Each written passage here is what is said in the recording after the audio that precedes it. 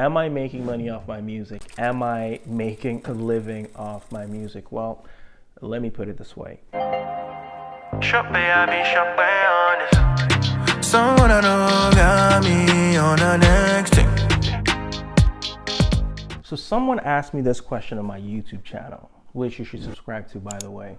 So I wanted to take some time to answer it, because even though this seems like an easy question on the surface, it is actually not that simple.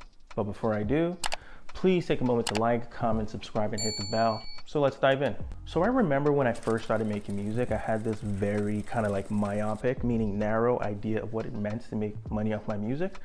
And for me, that meant that I make music, I put it out, people buy it or stream it, and ergo, I make money off my music.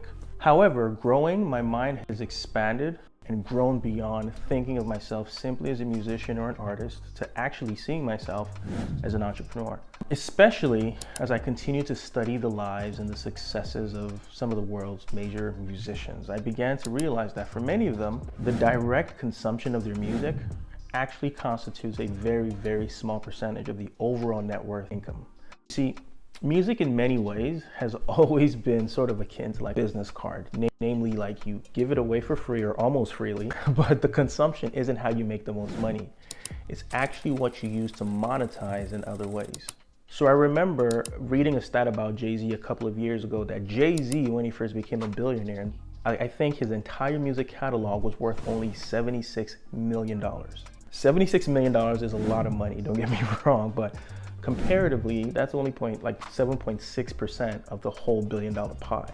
I'm sure his catalog has grown over time, so has his other assets, but 7.6%? We're making money, money, money, money, money. Crazy stat, right? But it's the case. Like, that's Rihanna, that's Drake, that's Rolling Stones, that's Led Zeppelin, that's Elvis Presley, and you name it. But that's because music, most times, is designed to help you monetize in other ways.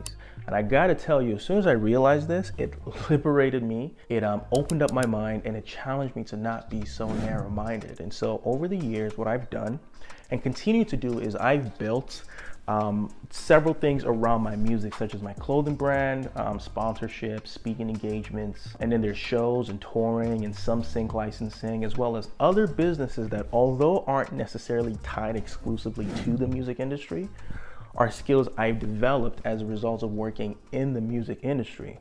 For example, songwriting for others, helping with marketing, consulting with others, and so many other skills like that. So in one sense, am I making money off my music? Am I making a living off my music? Well, I have not had a routine 9-to-5 job since 2014. That's about 8 years. And I'm so grateful for that. I don't say that to brag, but just simply as a statement of fact. And I've been able to monetize both directly through my music, as well as other things I've built around my music. So whether I'm selling music related products like songs and albums, merch, or skills that I've developed as a result of being an independent artist. The other thing to remember is this: the music industry is very similar to other businesses where you have seasons, right? You have seasons in which you're making a ton of money, and then there are also other times where business is frankly a little slow, right? So it kind of ebbs and flows. There are periods of time in which I'm extremely busy. I'm writing, I'm recording, I'm in studio sessions, I'm doing a ton of shows, I've gotten sponsorships, I'm selling clothes, I'm really making a lot of money directly through music.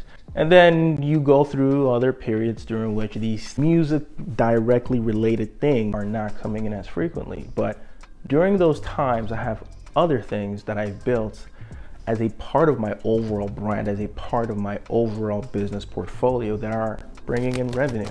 So for these reasons, that's why this question that this person asked, although seems simple, is actually not that simple to answer. But I guess the short answer would be yes. I am making a living off my overall music brand, although the percentage that comes directly through the consumption of my music kind of varies from season to season. In some seasons, that constitutes a bigger chunk of the overall pie. And I'm not gonna say exactly how much I've made in total, but I have made a decent amount. But I think the heart of the question that this person is asking is this: am I making a living off my passion, off doing what I love to do? And the answer to that is, fortunately for me, yes. For me, that's entrepreneurship, with music being one expression of that. So for every other musician out there, or creative, or whatever you are, I think the lesson here is to think beyond the simple act itself.